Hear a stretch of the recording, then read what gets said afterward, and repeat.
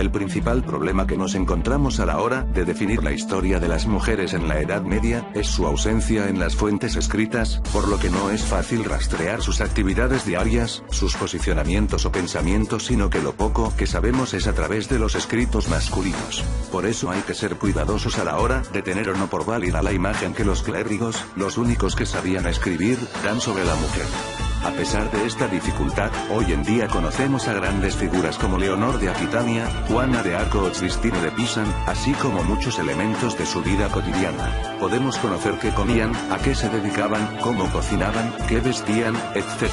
Es realmente difícil determinar si hubo una evolución o un retroceso en la situación de la mujer en la Edad Media. Fueron 10 siglos en los que la sociedad, la cultura y las costumbres sufrieron muchas variaciones.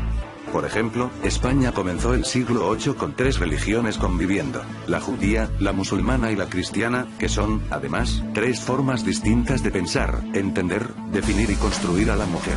Si avanzamos en el tiempo, nos encontramos con una Europa, incluida España, cristiana, en la que la Iglesia va tomando poco a poco parcelas de poder, entre ellas, las referidas a la moral. Este orden se ve reforzado por un sistema social muy rígido, marcado únicamente por el nacimiento, donde las diferencias de clase son claras. Estos dos elementos, junto con la proliferación de obras que tratan sobre el carácter femenino, definirán la posición de la mujer a lo largo de la Edad Media. La Iglesia tenía reservadas para la mujer 2 imágenes que pretendía instaurar como modelo en una sociedad cada vez más compleja, que había que dirigir con mano de hierro si se quería controlar. La primera de ellas es la de Eva, que fue creada con la costilla de Adán y propició la expulsión de ambos del paraíso. La segunda es la de María, que representa, además de la virginidad, la abnegación como madre y como esposa. Ambas visiones pueden parecer contradictorias, pero no es sino la impresión general que tenemos de la época, lo ideal frente a lo real.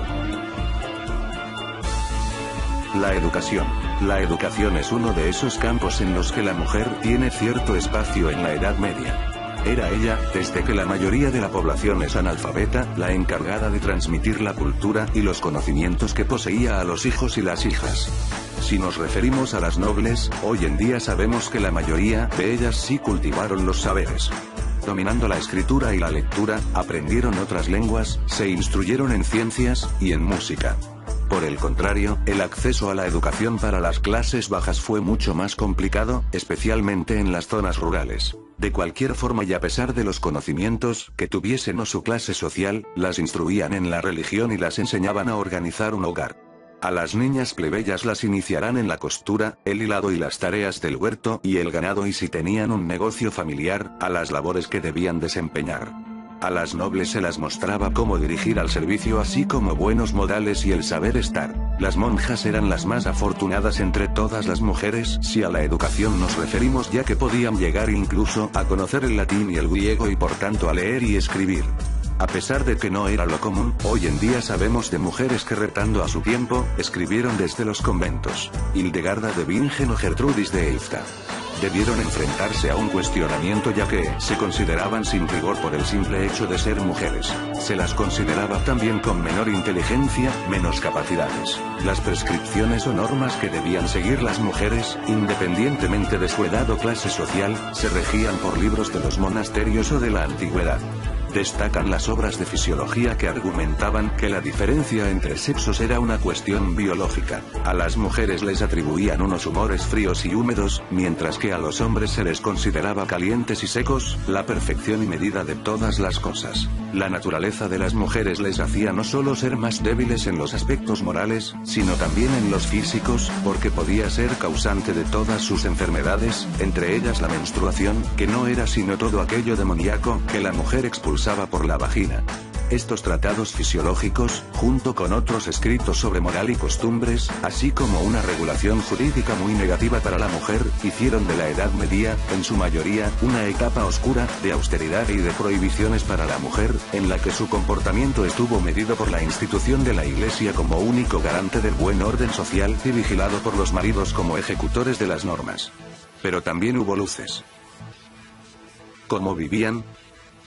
Si nos referimos al físico, como en los saberes y la literatura, se impone el modelo clásico, la figura femenina de las esculturas romanas donde las mujeres poseen un vientre abultado y generosos pechos, símbolo de la fertilidad así como una figura algo redonda signo de su clase social.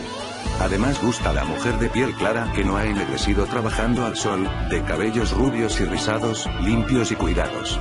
Si tenemos en cuenta las duras condiciones de vida y la casi inexistencia de cosméticos, podemos considerar que se impusieron unos cánones muy extremos, paralelos a la idealización que se hace del amor y de las relaciones de pareja.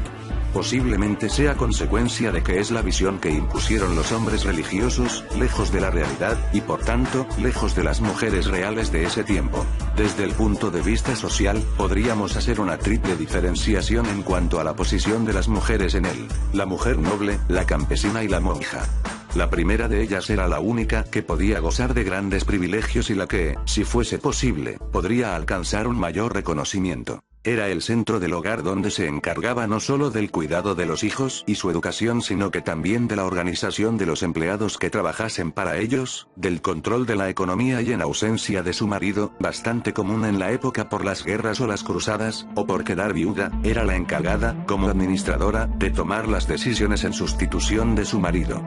La realidad era, según algunos especialistas, que las necesidades que tenían en el del día a día nos permiten conocer ejemplos a través de documentos diarios, contabilidades del hogar, permisos especiales, etc., sobre ciertas mujeres que ejercían como lo hicieran sus maridos o que incluso podían llegar a alcanzar un gran poder social. El Día de la Mujer Noble podía llegar a ser agotador, dependiendo de las posesiones que tuviese que dirigir, de sus empleados y del número de familia. De cualquiera de las formas, era un trabajo más complicado de lo que la literatura clásica ha dado a entender.